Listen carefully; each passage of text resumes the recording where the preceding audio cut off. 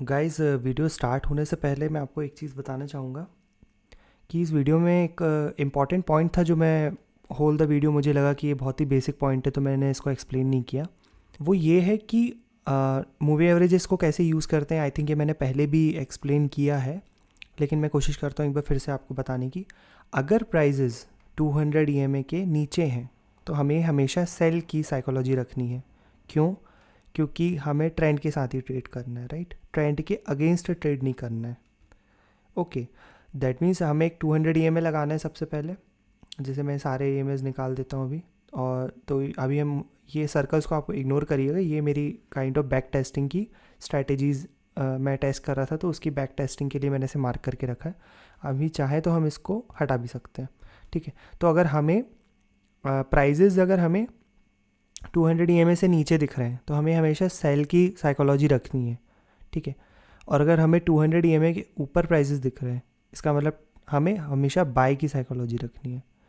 तो ये एक इम्पॉर्टेंट पॉइंट था, आई थिंक, जो मैंने अभी वीडियो रिकॉर्ड कर ली है, लेकिन मैंने इसको एक्सप्लेन करना भूल गया। वैसे तो आई थिंक मैंने पहले जो मेरी वीडियो है उसमें मैंने एक्सप्लेन किया what are moving averages and what is RSI उसमें। आप वो वीडियो भी देखिएगा, थोड़ा आपको बेसिक्स उसमें भी सीखने को मिलेंगे। बाकी इस वीडियो में मुझे एक्सप्लेन करना ज़रूरी था, तो आई थिंक मैंने इसको फिर से ऐड किया है।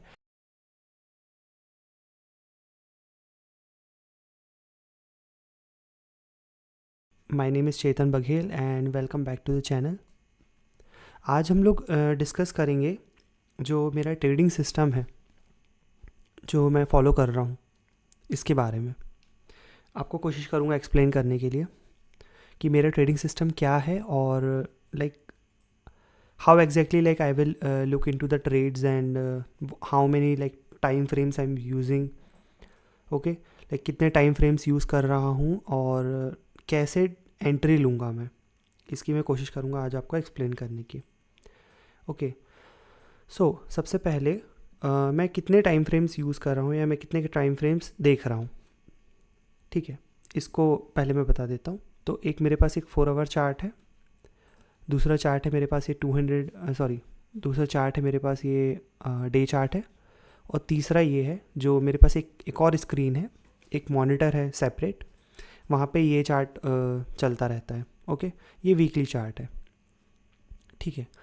अब ये भी हो सकता है कि ये चार्ट मैंने देखिए ये मैं दूसरी स्क्रीन में लेके जा रहा हूँ और आपको नहीं दिख रहा होगा, तो वो चार्ट उधर चला गया, पर वो चार्ट भी होता है, ठीक है? ये भी हो सकता है कि यहाँ पे वीकली चार्ट हो, यहाँ डेली चार्ट हो, और क्योंकि 4 आवर चार्ट थोड़ा ज़्यादा जल्दी जल्दी अपडेट होता है, तो मैं 4 आवर चार्ट यहाँ रख सकता हूँ। मतलब comparison to weekly chart and daily chart, 4 hour थोड़ा फ्रिक्वेंटली उसमें थोड़े सपोर्ट रेजिस्टेंस थोड़े लंबे लंबे ज़्यादा दिखेंगे मुझे, तो इसके लिए मैं 4 आवर चार्ट को भी यहाँ पे ऐसे सेपरेटली रख सकता हूँ। ओके, अभी मैं इसको वीकली यहाँ पे 4 आवर और इसको मैं डेली चार्ट में कन्वर्ट कर देता हूँ। ओके, ये 4 आवर, ये डेली, तो मेरे पास कितने 3 टाइम फ्रेम्स है टोटल, ठीक है? 4 आवर, डेली एंड वीकली। तो क्या होता है कि हमें ये तीनों चार्ट्स में ट्रेड्स दिख सकती हैं। ओके, तीनों चार्ट्स में हमें ट्रेड दिख सकती हैं कभी भी किसी भी टाइम पे। अब सबसे पहले मैं एक चार्ट को लेकर के आपको एक्सप्लेन कर देता हूँ। जो मेरे 4 केसेस हैं, 4 केसेस हैं, उन 4 केसेस को देखते हुए मैं कैसे एंट्री लेता हूँ एक सिंगल चार्ट में। सबसे पहले हम ये समझ लेते हैं, फिर हम बाद में जाएंगे कि मैं उनको 3 अलग अलग टाइम फ्रेम में कैसे अप्लाई करता हूँ। सबसे पहले अगर आप इतना समझ लेंगे तो आपको ऑलमोस्ट 70-80% चीज़ें आपको समझ में आ चुकी हैं मेरे ट्रेडिंग सिस्टम के बारे में। ओके, तो सबसे पहले 4 केसेस होते हैं, 4 केसेस। तो पहला केस क्या है मेरा? पहला केस है, अच्छा सॉरी, सबसे पहले इससे पहले मैं आपको ये एक्सप्लेन कर देता हूँ मेरे चार्ट में लगा क्या क्या हुआ है। कुछ नहीं लगा हुआ है। एक 200 EMA है, ये 200 EMA, दूसरा 40 EMA है, ये वाला 40 EMA, और तीसरा एक 13 EMA है जो कि प्रॉफिट बुकिंग के टाइम पे हम यूज़ करते हैं। तो अभी मैं इसको हाइड कर देता हूँ। ओके, अब मेरे 4 केसेस मैंने आपको बताया। तो पहला केस क्या बनेगा? पहला केस बनेगा प्राइजेज़ 40 EMA पे यहाँ पे सपोर्ट ले रहे हूँ, और जो RSI है वो भी 40 के लेवल पे सपोर्ट ले रहा हूँ, या फिर 40 से बिलो गया हो, यानी 35-30 पे गया हो और वापस 40 पे या तो ये इंटर कर जाए ओके, या फिर यहाँ पे हमें दिखे कि ये सपोर्ट ले रहा है, 40 RSI पे भी सपोर्ट ले रहा है। तो पहला केस क्या हुआ, 40 EMA प्लस 40 RSI। जैसे कि यहाँ पे आप देख सकते हैं प्राइजेज ने ये क्या बनाया, ये आई थिंक इन्वर्टेड हैमर है। ओके, इन्वर्टेड हैमर है और उसकी एक कैंडल कन्फर्मेशन भी यहाँ पे आई। ठीक है, तो हमें क्या करना है, 40 EMA प्लस 40 RSI तो देखना है, साथ में हमें कैंडल्स से कन्फर्मेशन लेना है। अब जो इन्वर्टेड हैमर होती है, आई थिंक ये इन्वर्टेड हैमर ही है, मैं एक बार देख लेता हूँ, इन्वर्टेड हैमर, हाँ, तो ये इन्वर्टेड हैमर ही है। और ये क्या होता है, ये बुलिश सिग्नल होता है ये, राइट, बट ये वीक कैंडलस्टिक रिवर्सल पैटर्न है, तो हमें इसके लिए कंफर्मेशन भी चाहिए होता है। नेक्स्ट कैंडल उसकी बॉडी से ऊपर क्लोज हुई, इसका मतलब ये कंफर्मेशन भी दे रही है हमें। यहाँ पे RSI एग्जैक्ट 45 पे सपोर्ट लेते हुए देख रहा है, तो 45 मेरे लिए कंसिडरेबल सपोर्ट है 40 के RSI के लिए। ठीक है, अब ना बाहर थोड़े कुत्ते भौंक रहे होंगे, इसकी आवाज़ आ रही होगी, तो बियर विद इट, ठीक है, झेलना पड़ेगा आपको। ओके, सो तो 40 EMA प्लस 40 RSI है। ठीक है, अभी रात के क्या है ना, देखो 12:40 हो रहा है, रात के 12:30 हो रहा है, 12:45 होने वाला है, तो इसलिए कुत्तों की आवाज़ भी आपको आ सकती है बाहर से। ठीक है, तो पहला 40 EMA प्लस 40 RSI पहला लेवल। दूसरा लेवल मैं आपको बताता हूँ, दूसरा है सपोर्ट पे, यानी कि 40 EMA हो, 40 RSI का लेवल हो और साथ में कोई एक सपोर्ट हो, हॉरिजॉन्टल सपोर्ट हो हमारे साथ में। ठीक है, तो मैं बताता हूँ, जैसे एक वीकली चार्ट का देख लेते हैं। तो वीकली चार्ट में यहाँ पे ये देखिए, ये एक हॉरिजॉन्टल सपोर्ट था यहाँ पहले, और यहाँ पे RSI क्या कर रहा है, 40 EMA पे सपोर्ट ले रहा है। ठीक है, RSI देखिए 40 EMA पे सपोर्ट ले रहा है, या तो RSI अपने पास एक हॉरिजॉन्टल सपोर्ट है, प्रीवियस स्टैब्लिश्ड एक हॉरिजॉन्टल सपोर्ट है, वहाँ पे प्राइजेस आते हैं, और प्राइजेस जो है वो अगेन 40 के लेवल पे, RSI 40 के लेवल पे सपोर्ट ले रहे हैं और एक प्रॉपर कैंडल रिवर्सल पैटर्न बना रहे हैं। ठीक है, तो ये हमारा सेकंड केस है। ठीक है, पहला केस क्या है, 40 EMA plus 40 level off RSI। यहाँ पे देखिए 40, ज़रूरी नहीं कि एकदम एग्जैक्ट 40 पे टच करके जाए हमारा जो RSI है, हमेशा 48 पे भी आप एक कंसिडरेबल लेवल ले सकते हैं कि 48 पे रिवर्सल हो रहा है, तो मैं यहाँ पे बाय कर सकता हूँ। अब देखिए एक और चीज़ अब नोटिस करना है, यहाँ पे ये जो कैंडल है ये एक प्रॉपर रिवर्सल कैंडल नहीं है ना, राइट। तो ये शायद एक पियर्सिंग पैटर्न है, बट पियर्सिंग पैटर्न पे भी ये हाफ बॉडी भी इंक्लोज नहीं कर पाई है। ये जो वाइट वाली कैंडल है, ये देखिए ना, ये हाफ कैंडल भी नहीं, अगर ये थोड़ा यहाँ कहीं ऊपर होती तो एक अच्छा रिवर्सल पैटर्न होता है, बट ये नहीं है। बट फिर भी या तो अब कैंडल आपको नहीं मिली है, या तो इसको आई थिंक ये ट्वीज़र बॉटम भी बोल सकते हैं, if I am not wrong. वैसे ट्वीज़र बॉटम में दोनों बॉडी जो है वो सेम साइज़ की होती हैं, बट दोनों की विप से समझ में आ रहा है कि नीचे से बाइंग आ रही है, तो यहाँ पे आप बाय कर सकते हैं। ऑल्दो इसमें एक proper candle stick reversal pattern जैसे यहाँ पे बना था वैसा नहीं बना है यहाँ पे, लेकिन स्टिल आप रिस्क ले सकते हैं, यहाँ पे आप बाय कर सकते हैं। ठीक है, तो पहला केस क्या है हमारा, 40 EMA plus 40 level off RSI।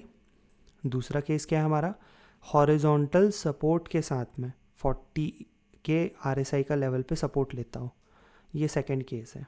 Okay, अब थर्ड केस क्या होगा हमारा, थर्ड केस होगा जब हमें 200 EMA पे हमें क्या मिले, 200 EMA पे सेम सिचुएशन मिले, मतलब एक 40 EMA के साथ हमने देख लिया, दूसरा 200 EMA पे हमें सिचुएशन मिले, सेम सिचुएशन। अब मैं बताता हूँ कैसे। जब हमें 200 EMA पे रेजिस्टेंस मिले या 200 EMA पे सपोर्ट मिले और RSI का जो लेवल हो वो 40 या 60 पे रेजिस्टेंस ले रहा हो, मतलब बाई के लिए 40 और सेल के लिए 60। तो एक 4 आवर चार्ट में मुझे एक एग्जांपल याद है, ठीक है, इसको लोड हो जाने देते थोड़ा, हाँ ये वाला है ना, यहाँ पे देखिए RSI 60 के ऊपर गया। एक ये और अच्छा एग्जांपल है, इसको देख लेते पहले। RSI 60 पे देखिए रेजिस्टेंस ले रहा है, कैंडलस्टिक पैटर्न भी प्रॉपर पियर्सिंग पैटर्न है, या इसको बेरिश इंगल्फिंग पैटर्न भी बोल सकते हैं क्योंकि प्रॉपर क्लोजिंग मिली है हमें। तो इस कैंडल पे यानी 200 EMA के रेजिस्टेंस लेवल जो ले लिया उसने, 200 EMA को ले लिया, और दूसरा 60 के लेवल पे रेजिस्टेंस ले रहा है। ठीक है, जितने भी जो प्राइस हैं वो देखिए अभी 200 EMA के नीचे है, तो सेल साइकोलॉजी रखनी है हमें। सेल साइकोलॉजी में देखिए 60 के लेवल पे रेजिस्टेंस ले रहा था और यहाँ पे कैंडलस्टिक पैटर्न भी बना दिया 200 EMA के साथ में।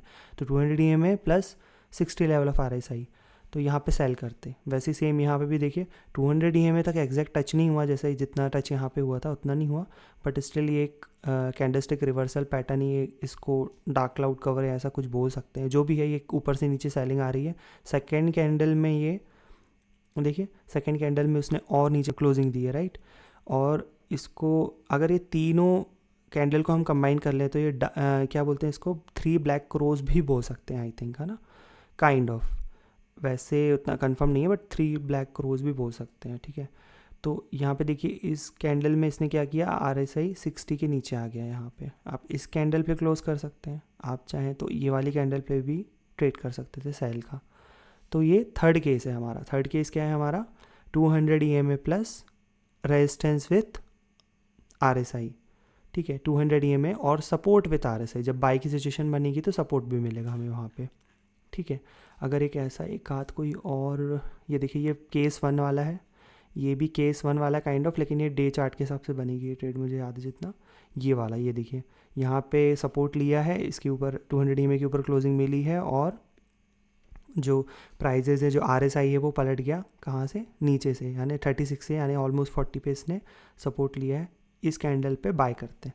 वैसे ही यहाँ पे फिर से देखिए RSI 40 के लेवल पे सपोर्ट ले रहा है, यहाँ पे आया कितना, 32 तक आया। मतलब आपको एग्जैक्ट हमेशा सेम परफेक्ट आपको ये नहीं होगा कि 40 पे एकदम परफेक्ट आपको सपोर्ट, जैसे यहाँ पे 40 पे देखिए, यहाँ पे 40 पे एग्जैक्ट सपोर्ट मिला आपको, हमेशा ऐसा नहीं होगा। हो सकता है 40 के लेवल से नीचे जाए, 35 पे जाए, और 35 के बाद डायरेक्ट एक कैंडल बने और वो सीधा 40 को क्रॉस कर दे। हो सकता है वो 2 कैंडल ले, जैसे इस केस में इसने 2 कैंडल लिया है, तो ऐसे भी हो सकता है, ओके। तो ये थर्ड केस है। थर्ड केस क्या है हमारा, 200 EMA plus 40 level off RSI और 200 EMA plus 60 level off RSI, ये हमारा थर्ड सिनेरियो है, ओके। फोर्थ सिनेरियो क्या है, जब हमें फ्रेश डेथ क्रॉस या गोल्डन क्रॉस मिलता है, तब फोर्थ सिनेरियो आता है। या फिर प्राइजेस जो हैं वो क्या हो, दोनों जो 200 EMA और जो 40 EMA है, ये दोनों पास पास में हो। जब ये दोनों पास पास में होते हैं तब ये सिनेरियो बनेगा, ओके।